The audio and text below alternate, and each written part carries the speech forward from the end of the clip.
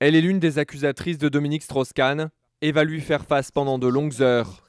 Devant les juges, Jade parlera de ses voyages à Paris ou à Washington, des rencontres avec DSK, organisées par plusieurs intermédiaires. Eux savaient que j'allais rencontrer quelqu'un de médiatisé.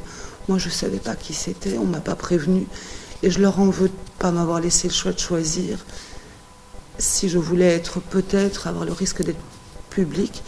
Et parmi les instigateurs de ces soirées, il y a David Roquet, directeur à l'époque d'une filiale d'Eiffage.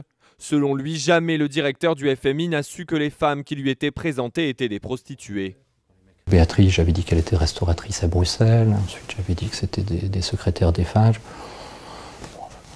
Cette théorie d'un mur de silence autour de DSK sur la situation réelle de ces femmes a été accréditée par plusieurs témoins depuis le début du procès. Une ligne de défense qui ne tient pas pour les avocats des parties civiles.